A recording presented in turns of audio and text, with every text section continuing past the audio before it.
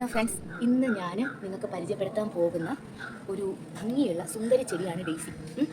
എൻ്റെ കയ്യിൽ തന്നെ ഇവളുടെ വൈറ്റും വയലറ്റും ഉണ്ടായിരുന്നു.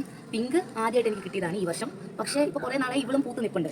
തൈ ഉണ്ടാവാൻ വളരെ എളുപ്പമുള്ള, അതുകൊണ്ട് തന്നെ നിറയെ തൈ പിടിക്കുന്നു. ഇപ്പോൾ തന്നെ ഇതിൻ്റെ മൂക്കിൽ നോക്കിക്കഴിഞ്ഞാൽ നിറയെ തൈകളായി നിൽക്കുകയാണ്. പക്ഷേ എന്നാൽ വലിയ പൂക്കാനൊന്നും ഒരു ബുദ്ധിമുട്ടും ഇല്ലാണ്ട് നിറയെ പൂക്കുന്ന ഒരു വെറൈറ്റി ഇനാണ് ഡെയ്സി എന്ന് പറയുന്നത്. മാത്രമല്ല നിറയെ കളറുകളിലുണ്ട്. ഇതിൻ്റെ വെള്ളയും വയലറ്റും ഒക്കെ എൻ്റെ കയ്യിൽ തന്നെ എവിടെയൊക്കെയോ ഈ പൂക്കാണ്ട് അവിടെ ഇവിടെയൊക്കെ ഇരിപ്പുണ്ട്. ശരിക്കും പറഞ്ഞാൽ പൂപ്പം തുടങ്ങിയത് മജന്തയിലാണ്. അതുകൊണ്ട് തന്നെ ഞാൻ മജന്ത കാണിക്കാമെന്ന് വിചാരിച്ചത്.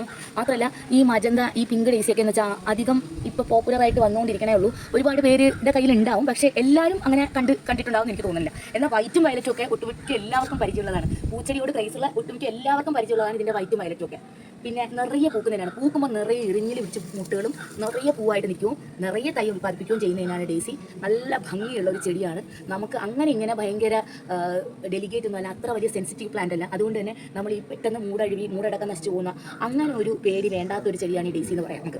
മാത്രമല്ല മെയിൻറ്റെയിൻ ചെയ്യാൻ എളുപ്പം എന്നുള്ളതിനേക്കാൾ ഉപരി ഭയങ്കര നല്ല കളർഫുള്ളായ പൂക്കളായതുകൊണ്ട് തന്നെ നമ്മുടെ ചെടിയുടെ കളക്ഷൻ ഉള്ളവർക്കാണെങ്കിലും അല്ല നമ്മുടെ മുറ്റത്ത് ചെടി വെച്ചേക്കുന്നവർക്കാണെങ്കിലും ഒരു മുതൽക്കൂട്ടായിരിക്കും. ഒരു ഡെയ്സി ചെടി അത് നമുക്കൊരു മുതൽക്കൂട്ട് തന്നെയായിരിക്കും. അപ്പം ജസ്റ്റ് ഒരു പിങ്ക് ഡെയ്സിനെ പറ്റി പറയാമെന്ന് വെച്ച് വന്നതാണ്. താങ്ക്സ്.